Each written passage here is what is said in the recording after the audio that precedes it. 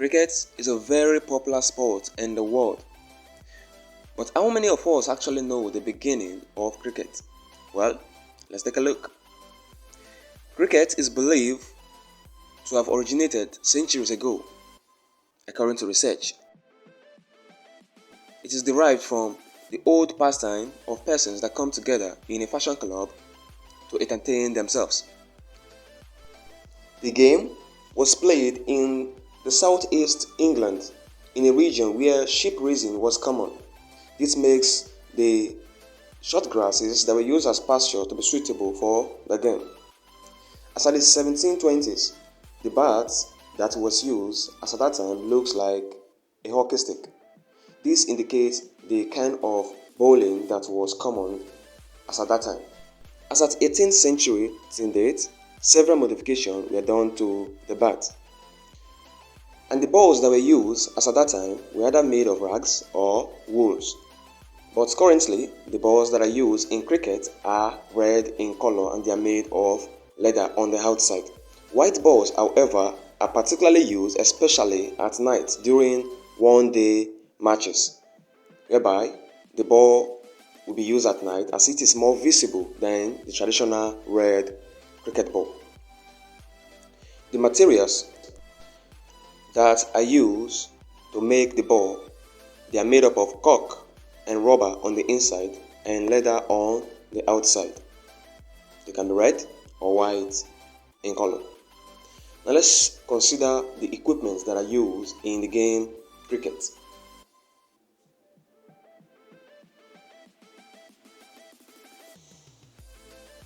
The arm guard.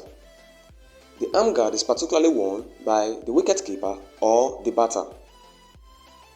The chest guard is also worn by the batter and the wicketkeeper to protect the torso. The cricket bails, they are placed on the stumps. Together they form the wicket. The cricket ball, it is what the players hit around to win runs. The cricket bat, like I said earlier on, has undergone several modifications over the years. The cricket boundary, it is placed just behind the wicket to indicate the amount of runs that the batter has made. The cricket cap is worn by cricket players and also serves as a sunshade.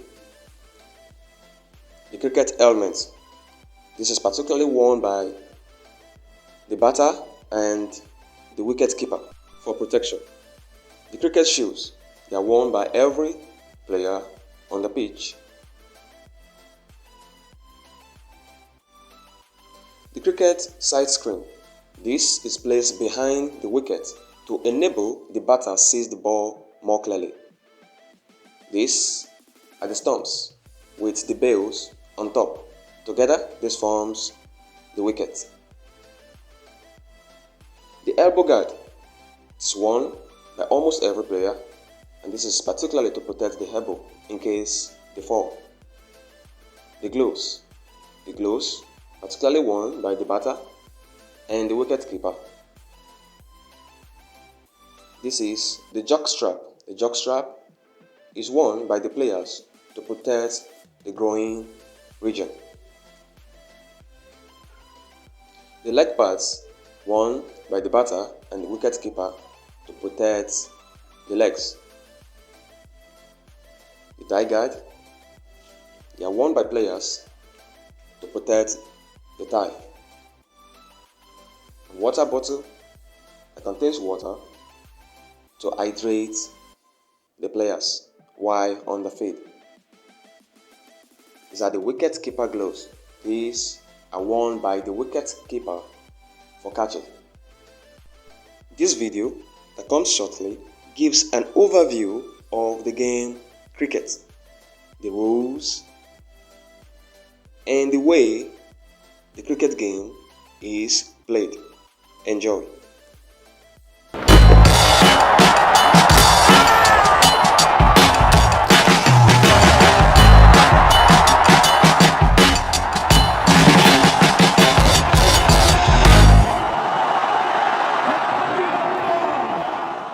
Cricket is a sport that is played by millions and loved by billions of people from all corners of the globe.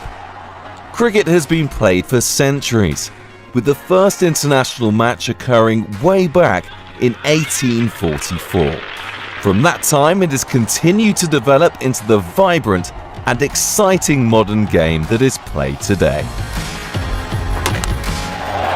Cricket is a bat and ball sport that involves two teams with 11 players on each side.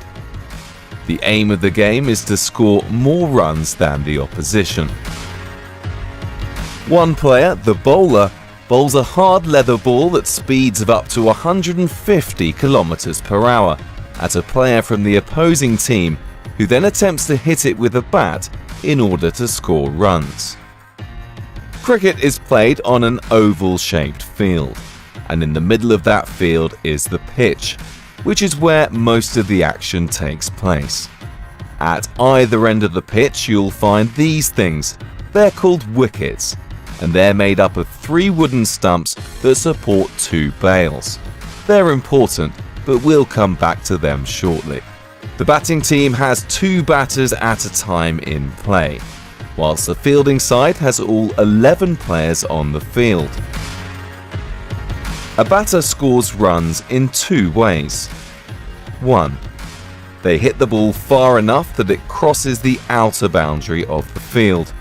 If the ball has bounced, it's worth 4 runs.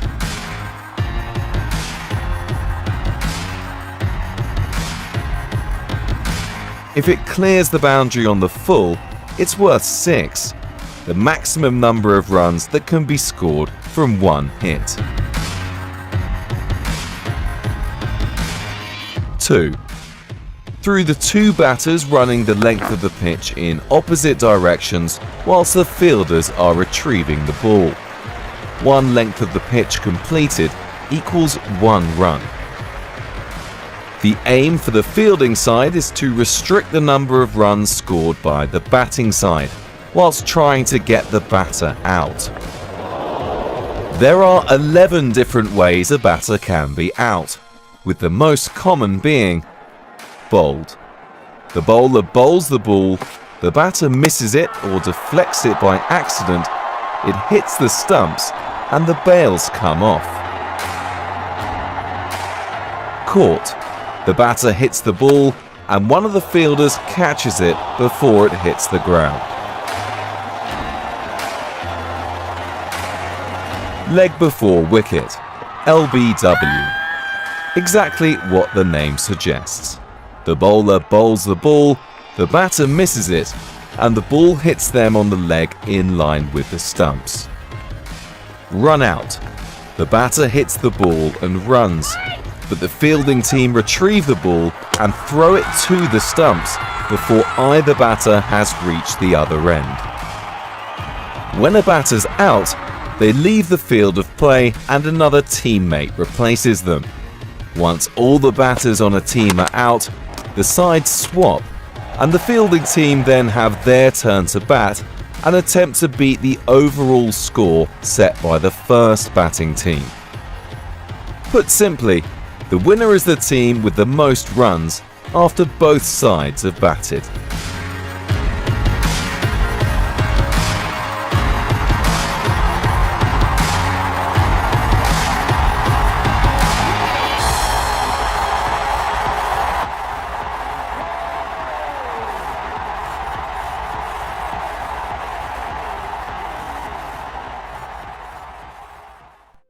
That was an overview of the game cricket. Like I said earlier on, it is played by 2 teams, 11 players each. Now let's see the positioning of the players, known as fielding.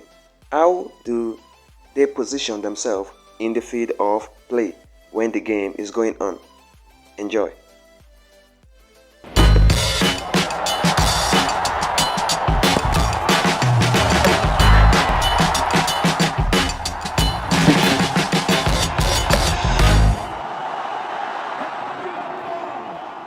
A fielding team consists of 9 fielders, a wicketkeeper and a bowler, making up all 11 players from that side.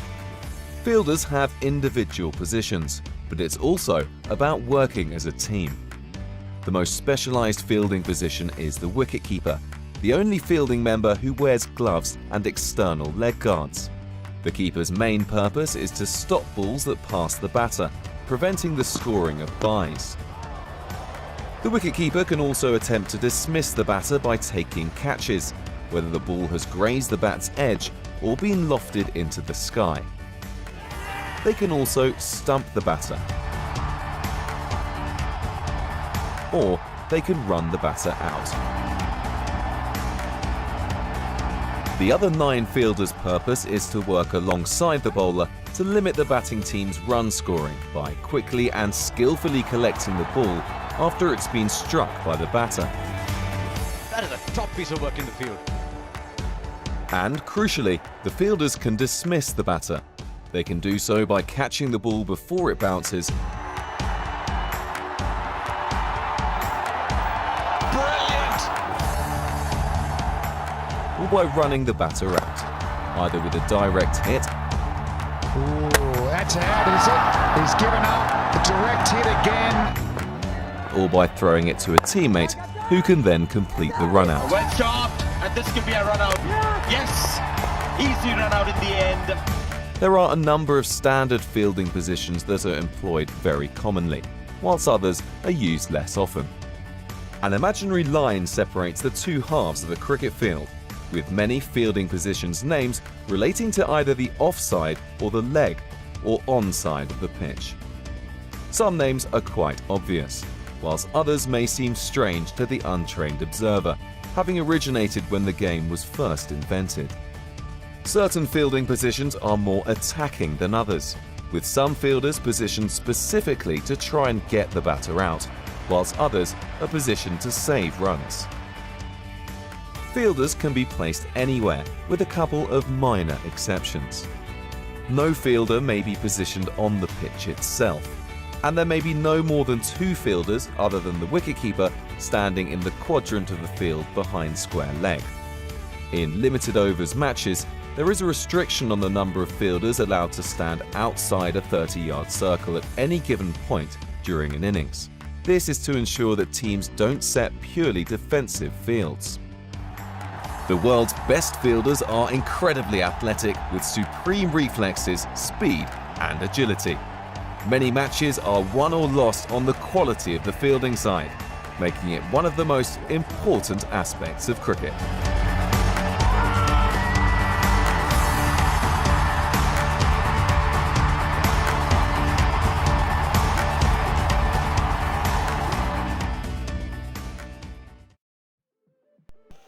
Well, I believe by now you are familiar with the various positioning of the players in a cricket game.